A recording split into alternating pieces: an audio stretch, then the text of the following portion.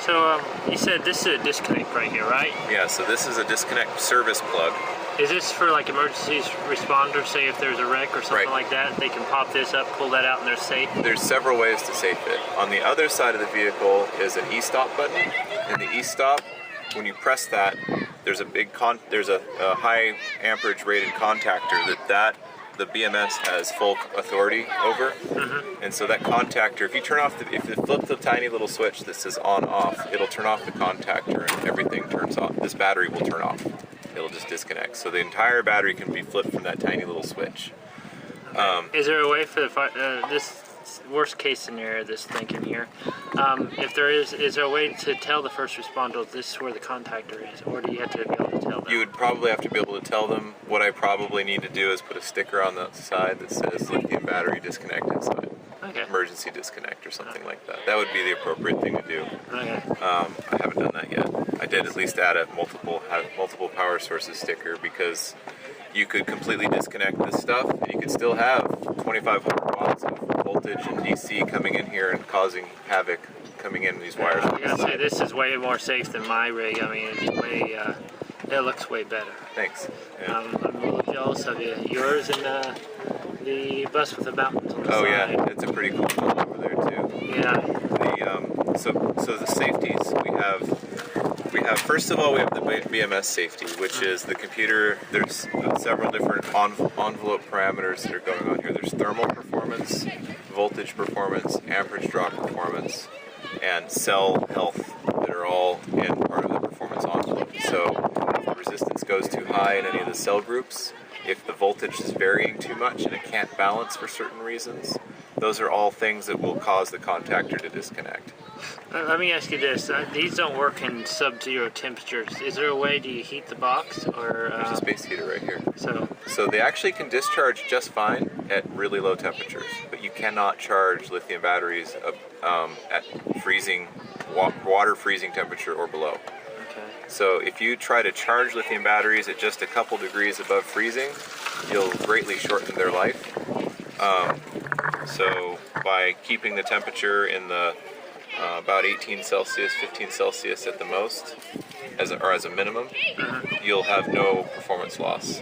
Without the space heater, when it's like negative 10 Celsius outside, I can still charge it, but I would imagine there's probably some reduction in life. If you look at the performance specifications for the Nissan Leaf battery, the Generation 2, which is what these packs are, the Lizard battery is what they call them, a lot of them don't have the pack heaters in them, and they only added the pack heaters later to address concerns about range problems over lifetime of the vehicle.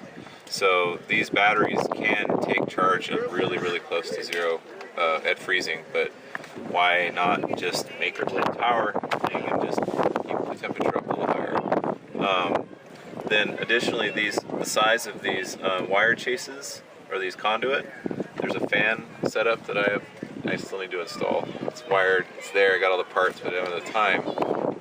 And this can exchange air through this. So if this is parked in the desert sun, facing the sun all day long, and it's at 40 degrees Celsius, this can exchange the air through here and keep that down from that super high temperature. The Nissan Leaf packs, they're not ventilated, they're in a sealed can in the car, and those cars exist all over the American Southwest, sitting in 120 degree weather, and they seem fine. So that was another reason to pick these batteries over, say, the 18650 cells. The power density, honestly, is lower than the 18650 packs that you see when they're put together, like the Teslas or any of the Powerwalls that people build. And that I'm kind of okay with that, because there's a less performance means it's not as tight of tolerance for getting everything to work correctly. So I was looking at your all thread coming down here. Oh yeah. It's actually on its own system there. Right, it's free floating. It's free floating. It's not supported. This is a cargo bay, and on the Bluebird buses, these additional cargo bays, they're just hung via big hooks over the frame rail. Oh, wow. And then on the outside, the skin's all integrated, so they're also basically supported by the outside vehicle skin too. But this battery weighs about 500 pounds with its frame, and I didn't want to trust that being just there. 4 big all-thread connectors, and it's all supported from there. that way, these go and connect into the lateral or the crosswise frame rails of the bus body itself. So it's independently supported from the cargo body. Oh, nice. So I kind of figure there's multiple layers of redundancy for mechanical support. One of the scenarios I was really worried about is cars. Like if I get T-boned by a car crashing right into this steel frame is relatively strong. It's gonna center punch it, and it's probably gonna touch all the bus bars. It could just be really catastrophic anyway. But I think that a car hitting the side of a school bus is a really common scenario for accidents and stuff to begin with, and the whole box can be pressed inwards. The steel here is really substantial metal, and probably the crumple that happens on the vehicles would also, so yeah. Who knows? School buses, part of the reason the school buses' frames has gotten higher is they actually just raise the passenger compartment up, Passengers so are above the vehicles hits the crashing. frame. So, and most school buses get hit by cars all the time. Yeah. They just keep going. Yeah. One of the reasons I select this side of the vehicle is because it's on the right side. So in the United States, driving on the right side, vehicles, you'd have to be turning left and the car hitting you and all that other. There's a lot of reasons. It's all statistics, right? Yeah. So the cables being exposed here are also an emergency responder thing. They're often instructed to clip the cables, so they'll cut them to cut off power. So I've tried to give, like I said, the e-stop on the other side, which turns everything off in the most graceful way without just shutting it off all a little bit at a time like you're supposed to, followed by pulling this plug, which disconnects everything past the battery, to literally clipping these cables. So there's lots of options for whoever's trying to turn it off. Did you run? Are these 4-aught cables? Do they run in parallel to get double the amperage to it, or is it just ran two separate systems? Kind of a bit of both.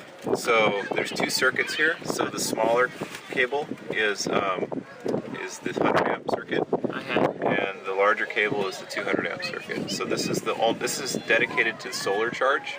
So only the power from the solar controller goes back through this cable effectively. The larger cable is for the inverter charger system because it's capable of more output. And discharge, it's rated a little higher. So we have a total potential capacity of 300 amps going through here back to the battery at any time. The battery itself has so the main pack power going in is only a single cable going into there, and then is distributed in the box there. And the battery, the BMS is connected to the shunt. So when I exceed, it won't allow more than 100 amps of continuous discharge at 48 volts anyway. So it actually cuts out, if there's more than 100 amps of discharge, it cuts it off. So yeah, there's a 3-to-1 safety ratio for the mechanical trips and electrical trips. So how long is that cable? This stuff? Yeah. How long it's about 20 feet long. 20 feet long? So you had to go to the bigger size to cut the loss that you'd be losing? I have very little voltage loss, because I remember I'm 48 volts, or actually 56. That's true.